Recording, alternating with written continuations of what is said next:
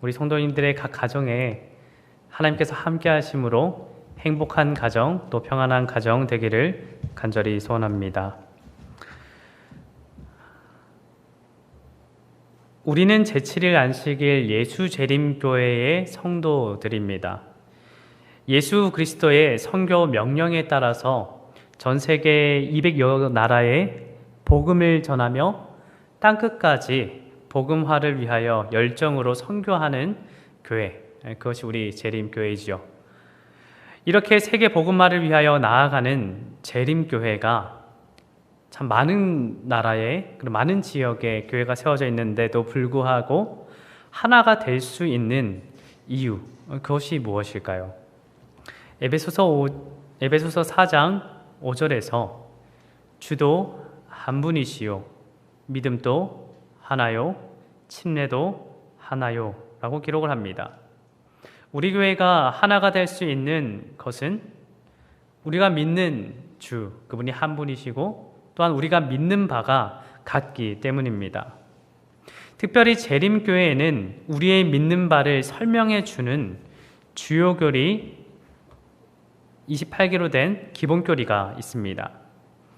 성경을 중심으로 이루어진 우리의 그 입장인 이 기본 교리에 대해 우리 성도님들께서는 어떠한 애정을 갖고 계십니까? 좀 질문을 드리자면 우리 성도님들 가운데 혹시 기본 교리 나는 한 번은 그래도 읽어봤다라고 하시는 분 있으십니까? 있으시면 손 한번 들어주시겠습니까? 네, 감사합니다.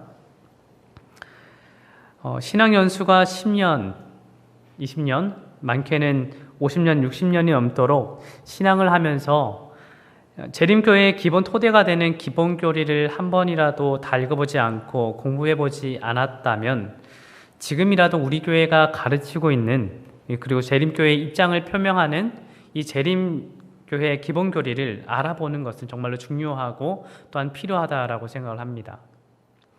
각 교단마다 그리고 종파마다 그들이 가르치고 있는 것들이 있죠. 다른 교단의 사람과 그 자신이 아는 바에 대해서 이야기를 나누는데 우리가 어떤 것을 가르치고 어떤 것이 진리라는 것에 대해서 설명하지 못한다면 참 그것만큼 난감할 때도 없습니다. 그만큼 우리가 가진 진리, 그것을 잘 아는 것이 필요합니다. 그리고 우리가 가르치고 또 우리가 배우고 아는 것을 우리가 잘 믿는 것 또한 아주 중요합니다. 재림교회 내에서도 한 믿음의 신앙을 가지고 신앙을 하다가 다른 입장을 고수하면서 재림교회를 떠나는 분들도 있지 않습니까? 우리는 우리가 가진 것에 대해 흔들림 없는 그런 믿음을 갖는 것이 필요합니다. 그래서 오늘부터 저는 이제 매주 화요일마다 우리 재림교회의 입장을 표명하는 이 재림교회 기본교리를 한 주제별로 해서 좀 알아가는 시간을 갖고자 합니다. 오늘 그 첫 번째 시간으로 기본교리 1장 하나님의 말씀에 대해서 살펴보도록 하겠습니다. 요약된 이 내용 같이 읽고 좀 시작하도록 하겠습니다. 한번 읽어보겠습니다. 시작.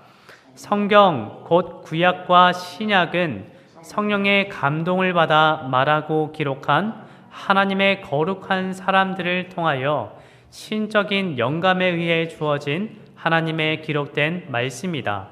이 말씀 속에서 하나님은 구원에 필요한 지식을 인간에게 주셨다. 성경은 하나님의 뜻에 대한 무오류의 계시이다.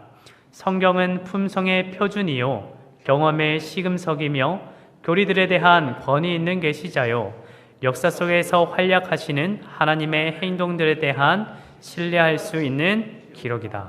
아멘. 자기 자신에게 있어서 하나님의 말씀, 곧 성경은 어떤 책입니까? 참 신기한 것이 같은 성경을 가지고 읽고 또 보고 있음에도 불구하고 누군가에게는 이 생명의 말씀이 성경이지만 또 어떤 사람에게는 다른 책과 별반 없는 그런 책으로 여겨지기도 합니다. 아이러니하게도 성경만큼 사랑을 많이 받은 책이 없고 또 미움과 저주를 받은 책도 없습니다. 이 성경 때문에 누군가는 목숨을 버리기도 하였고 또 누군가는 사람을 죽이기까지 하였습니다. 도대체 성경이 무엇이길래 이런 상반되는 일들이 일어나는 것일까요? 성경은 근본 자체가 다르기 때문입니다. 시작이 다르고 성경이 다루는 그런 어떤 핵심, 가르침 이런 것들이 모두가 다 다릅니다. 요한복음 5장 39절에 있는 말씀을 보시면 너희가 성경에서 영생을 얻는 줄 생각하고 성경을 연구하거니와 이 성경이 곧 내게 대하여 증언하는 것이니라 라고 기록하고 있습니다. 성경은 누구에 대한 책입니까? 성경이 곧 내게 대하여 증언하는 것이다 라고 말씀하시는 것처럼 예수님에 대한 그런 내용을 다루고 있는 것이 바로 성경책이지요. 이처럼 성경은 다른 책들과 근본적으로 다른 것이죠. 세상의 책들은 도덕적인 내용을 다룬다거나 감동적인 이야기를 한다거나 또는 자극적인 내용들을 다루는 반면에 성경은 우리를 구원하신 예수 그리스도에 대한 내용을 다루는 것이 성경입니다. 기본교리에 보면 이렇게 기록합니다. 성경은 유일한 신인 곧 하나님의 아들이시며 세상의 구주이신 예수 그리스도에 대한 하나님의 계시이다 라고 기록합니다. 이 책을 다른 책들과 별반 차이가 없는 책으로 보아서는 안 됩니다. 성경에서 영생을 얻는 줄 생각하고라고 예수님께서 말씀하시지 않으셨습니까? 이 책에 우리들의 생명이 달려있는 것입니다. 우리들의 인생이 달려있고 또 영원한 구원이 달려있습니다. 그러니 얼마나 중요합니까? 우리들의 인생을 걸고 연구해야 하는 것이 바로 성경 말씀인 것이죠. 하나님께서는 우리를 사랑하시기 때문에 성경을 주셨습니다. 성경을 읽을 때마다 우리는 내가 너를 사랑하였기 때문에 성경을 주었다라는 그 하나님의 음성을 들어야 합니다. 왜 그렇습니까? 기본교리 1장 하나님의 말씀을 들어가면서 가장 먼저 우리가 읽게 되는 부분이 어떤 거냐면 신적 계시라는 부분입니다. 이것은 하나님께서 왜 우리에게 성경을 주셨는가를 설명해 주고 있는 부분인데요. 태초에 하나님께서 천지를 창조하셨을 때 우리는 하나님께서 창조하신 만물을 통하여 하나님의 품성과 인류에 대한 하나님의 사랑을 발견할 수 있었습니다. 하나님께서 창조주일 동안 거듭해서 이렇게 말씀하셨어요. 창세기 1장 4절, 10절, 12절, 18절, 21절, 25절에 보시면 하나님이 보시기에 좋았더라라고 기록합니다. 또한 31절에 보시면 하나님이 지으신 그 모든 것을 보시니 보시기에 심히 좋았더라라고 또 기록하고 있습니다. 왜 하나님께서 좋았더라라고 말씀을 하셨을까요? 하나님께서는 사랑의 교제를 함께 나눌 수 있는 인류를 창조하셨기 때문에 기뻐하셨습니다. 뿐만 아니라 하나님께서 창조하신 그 창조물을 통하여 그분의 품성과 사랑을 담아 표현할 수 있음을 하나님께서 좋아하셨기 때문에 좋았더라라고 표현하는 것입니다. 여기 이 사진을 보면 두 손 가득 상자 하나를 선물을 들고 있습니다. 마치 이것이 하나님께서 우리에게 주시는 선물 같은 어떤 성경이 그런 것이라는 거죠. 사랑의 마음을 담아 전하는 것이 얼마나 즐겁고 기쁜 일입니까? 아마 선물을 많이 좀 준비를 해봤을 텐데 준비하는 것만큼 또 설레는 것도 없는 것 같아요. 하나님의 그 사랑을 발견하고 시편 기자는 이렇게 말합니다. 시편 19편 1절입니다. 하늘이 하나님의 영광을 선포하고 궁창이 그의 손으로 하신 일을 나타내는도다. 그리고 로마서 1장 20절에서 사도 바울은 이렇게 말합니다. 창세로부터 그의 보이지 아니하는 것들 곧 그의 영원하신 능력과 신성이 그가 만드신 만물에 분명히 보여 알려졌나니 그러므로 그들이 핑계하지 못할지니라. 하나님께서는 그분이 창조하신 천연계를 통하여 하나님의 마음을 담아 그렇게 전하는 것이죠. 그리고 하나님을 닮은 인류 간의 그 사랑을 통해서도 그분의 마음을 전달을 합니다. 이사야 66장 13절에 보시면 어머니가 자식을 위로한 같이 라는 표현을 하고 있고, 또 시편 103편 13절에서 아버지가 자식을 긍휼히 여김같이 여호와께서 자기를 경외하는 자를 긍휼히 여기신다라고 기록합니다.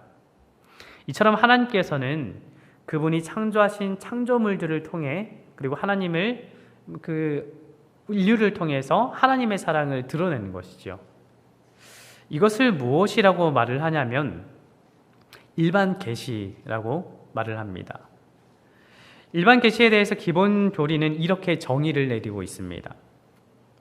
역사, 인간의 행동, 양심, 천연계 등이 제시해주는 하나님의 품성에 관한 통찰, 그것을 가지고 일반 계시라고 일컫는다는 것이죠. 왜냐하면 이것은 모든 사람이 관찰할 수 있고 이성에 호소하기 때문이다 라고 기록합니다. 역사나 인간의 행동, 양심, 천연계 등을 통하여 하나님은 사랑이시다라는 것을 증거하고 있게 되는 것입니다. 그런데 문제가 있어요. 또 이어서 기본교리에 이렇게 다룹니다.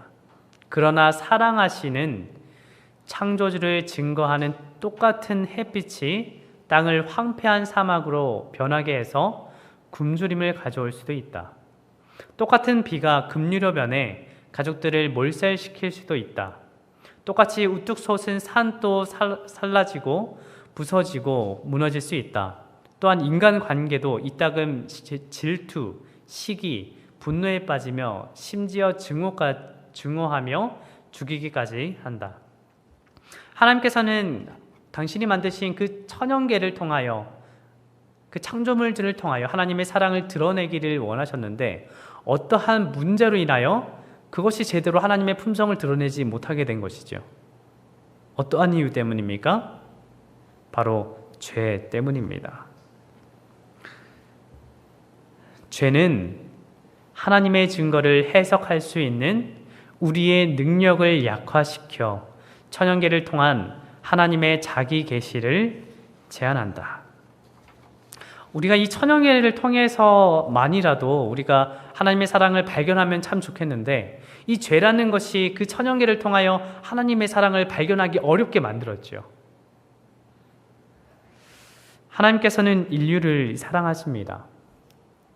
비록 인류의 첫 사람인 아담과 하와가 죄를 범하였지만 여전히 하나님께서는 그들을 사랑하시고 우리들을 사랑하십니다. 하나님께서 창조하신 창조물들을 통해 하나님의 사랑을 볼 수 있는 우리들의 눈, 우리들의 안경은 망가졌지만 하나님께서는 우리를 너무도 사랑하셔서 다른 방법을 통해 우리가 하나님을 알게 되고 그분의 사랑을 깨달을 수 있도록 준비해 놓으셨습니다. 하나님의 해결책, 바로 그것이 특별 계시라는 것입니다. 하나님께서 주신 특별 계시에는 두 가지가 있어요. 하나는 예수 그리스도입니다. 하나님의 아들이 인간의 모습으로 오셔서 예수 그리스도가 되셨습니다. 그분은 자신의 생애를 통해 인류를 향한 하나님의 사랑을 드러내셨습니다. 또 하나의 특별 계시가 있는데 그것이 바로 성경입니다. 하나님께서는 기록된 말씀을 통하여 우리가 하나님의 사랑의 흔적을 발견할 수 있게 준비해 놓으셨던 것입니다. 그래서 성경을 통해 하나님을 알고 그분의 사랑을 경험할 수 있게 되는 것입니다. 우리가 신앙을 하면서 흔하게 많이 듣는 권면의 말씀이 있죠. 성경 말씀을 읽으라는 것입니다. 그런데 그렇게 권면할 수밖에 없는 것이 바로 이런 이유 때문이지 않습니까? 성경을 통하여 우리가 하나님을 알게 되고 성경을 통하여 하나님의 사랑을 경험할 수 있게 되기 때문에 그런 권면을 하는 것이죠. 그렇다면 이렇게 우리에게 주어진 성경이 가리키는 이 성경의 초점이 무엇일까요? 성경에는 구약과 신약이 있습니다. 이 성경의 핵심은 우리가 잘 알고 있지만 바로 예수 그리스도가 성경의 초점인 것이죠. 구약은 세상을 구원하실 메시아에 대해서 이야기를 합니다.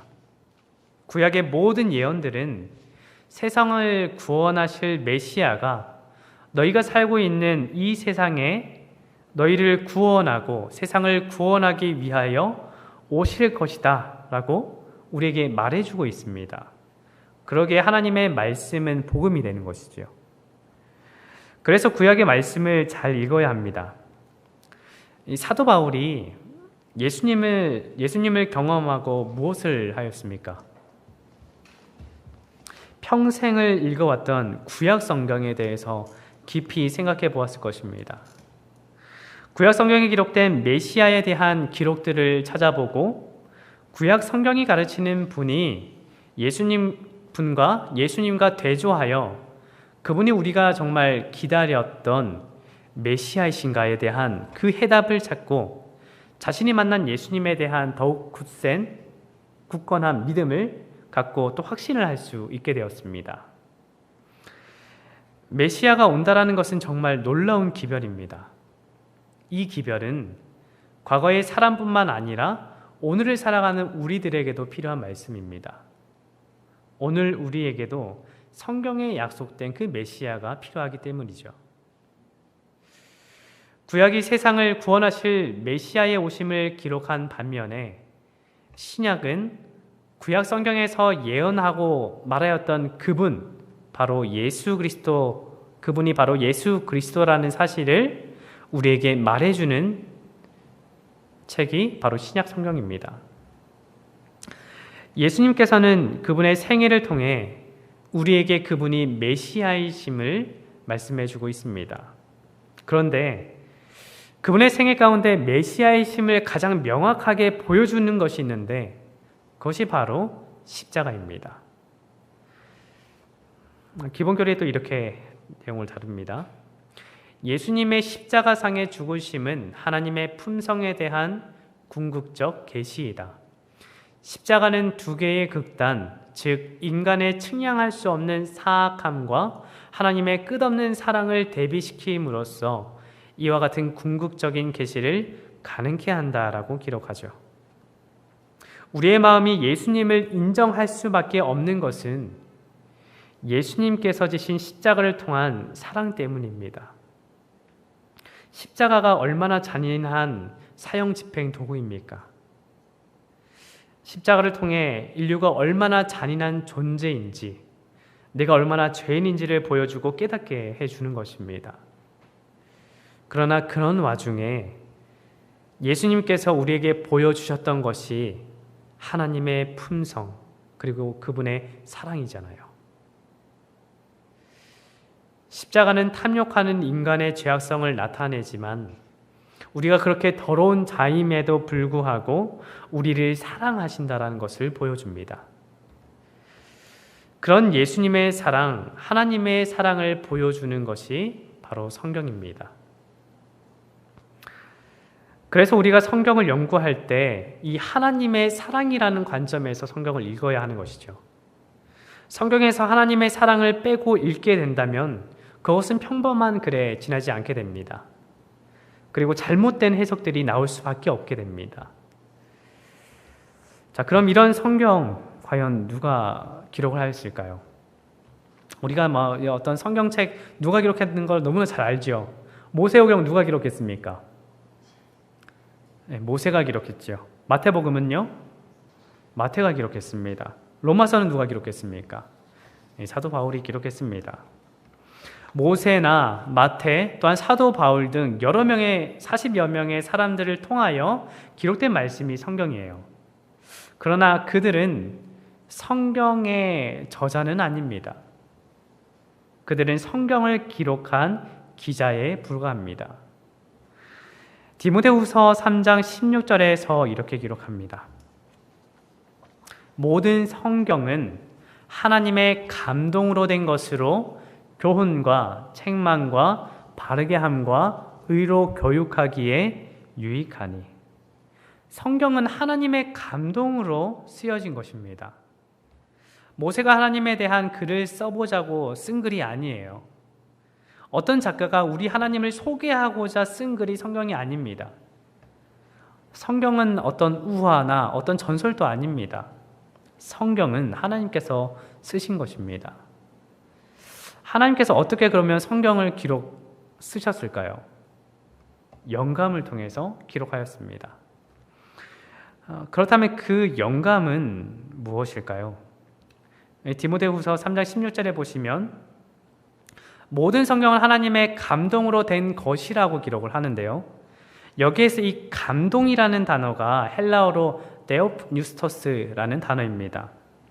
이것은 영감과 같은 단어인데, 데오는 하나님, 그러니까 데오스의 그 하나님, 그리고 뉴스토스, 그 푸뉴마, 영을 뜻합니다. 그래서 데오프뉴스토스라는 이 단어는 하나님께서 숨을 불어넣으셨다라는 그런 뜻을 갖고 있어요. 하나님은 인간의 마음속에 진리를 불어넣으셨다. 감동 혹은 영감은 그것을 통하여 하나님이 당신의 영원한 진리를 전달하시는 과정이다. 영감에 대해서 이렇게 정의를 내린 거죠. 하나님께서는 성경 기자들에게 영감을 주셨습니다. 이상과 꿈을 통해, 그리고 귀로 들을 수 있도록, 그리고 말씀하시거나 또는 계시를 통해서 말씀을 기록할 수 있게 하셨습니다. 그러나 사람에게 영감을 주되 받아쓰기처럼 적도록 하지는 않았어요. 하나님께서는 그들의 사상의 영감을 주셨습니다. 그것을 사상 영감이라고 이야기합니다. 가려 뽑은 기별에 있는 말씀인데요. 성경의 저자들은 하나님의 필자들이었으며 하나님의 필촉이 아니었다.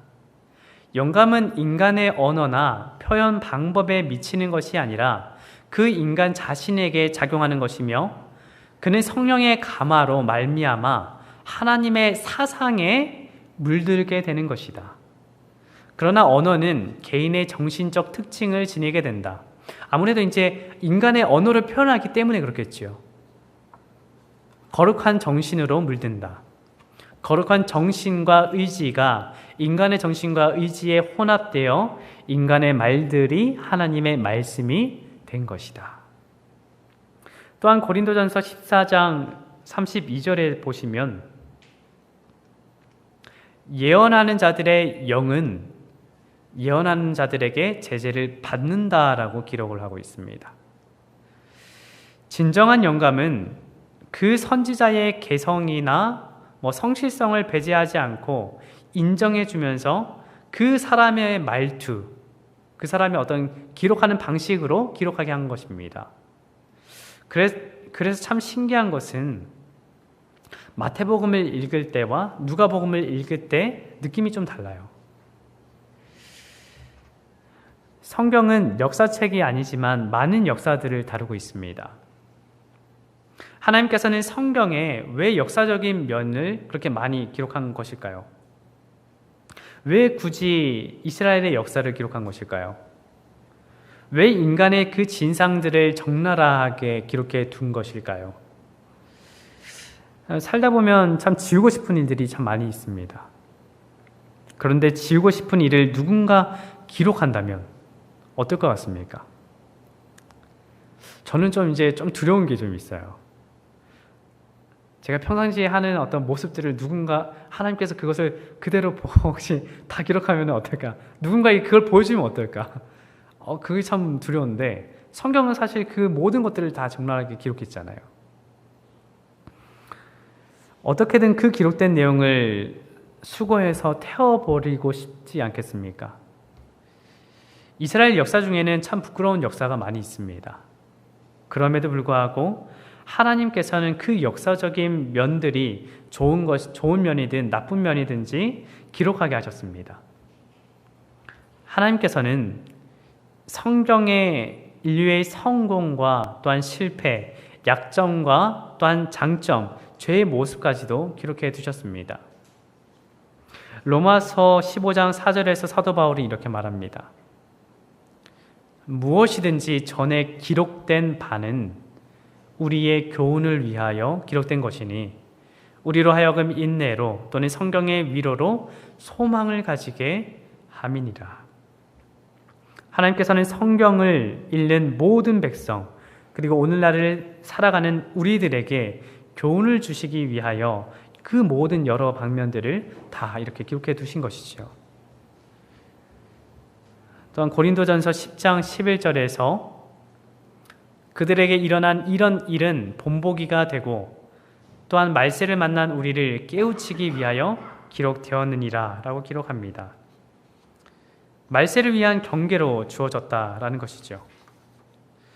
성경은 감동과 사랑도 주지만 우리에게 교훈을 주고 때로는 책망을 하는 것이 성경입니다. 세상에는 무엇이 참되고 무엇이 그른 것인지에 대해서 확실한 판단 기준이 없어요. 하나님께서는 성경을 기준으로 우리에게 무엇이 그른 것인지 무엇이 잘못된 것인지를 판단하고 우리가 깨달을 수 있게 해주는 것입니다. 그래서 때로는 불편한 기록이지만 기록해두게 하신 것입니다. 그래서 성경을 읽어야 합니다. 그리고 우리가 성경을 읽을 때 우리가 말씀을 깨달아 우리의 잘못된 행동들을 수정하고 회개하고 우리들이 나아가야 할 방향과 그 길로 나아가게 될 수 있게 되는 것이죠. 요한복음 20장 31절에 보면 사도 요한은 이렇게 기록하였습니다. 오직 이것을 기록함은 너희로 예수께서 하나님의 아들 그리스도이심을 믿게 하려 함이요 또 너희로 믿고 그 이름을 힘입어 생명을 얻게 하려 함이니라 라고 기록합니다. 하나님께서 우리에게 주신 성경 말씀을 통해 하나님의 영감된 그 말씀을 통해 하나님과 하나 되는 것이 무엇인지를 깨닫고 하나님의 살아계심을 경험하고 하나님의 사랑을 깨닫게 되기를 바랍니다. 성경은 살아계신 하나님의 말씀입니다. 그 안에는 사랑이 듬뿍 담겨 있습니다. 그 사랑의 반응으로 우리는 변화를 입게 되는 것입니다. 오늘 다루지 않은 기본교리 1장 하나님의 말씀에 대한 내용들이 상당히 사실 좀 더 있습니다. 저희가 이제 기본교리를 다룬다고 했으니까 집에 돌아가셔서 한 번쯤 이제 읽어보셨으면 좋겠어요. 이번에 한 목표를 두셔도 좋을 것 같습니다. 나 기본교리 한번 다 읽어보자. 사실 쉽진 않거든요. 제가 이제 목회 시험, 채용 시험 치를 때 결코 빠지지 않는 시험이 뭐냐면 기본교리 시험입니다. 테스트. 근데 제가 이게 보시면 한 560페이지 정도 되거든요. 이게 생각보다 속도가 안 나요. 참 읽는데 좀 힘든 부분도 좀 사실 있을지도 모릅니다. 근데 우리가 재림교회의 성도라면 마땅히 우리가 가르치는 바를 좀 확실하게 좀 아는 것이 좀 필요하지 않겠습니까? 그리고 우리가 어떠한 정체성을 갖고 있는 그런 성도인지를 깨닫는 것 또한 너무나 중요합니다. 그래서 우리가 이번 기회를 통하여 재림교회에서 가르치는 것들이 무엇인지를 또 기본 토대가 되는 그 교리를 읽으면서 우리가 더 깊은 어떤 말씀의 은혜 가운데 들어가는 저와 우리 모두가 되길 바라면서 말씀을 줄이도록 하겠습니다.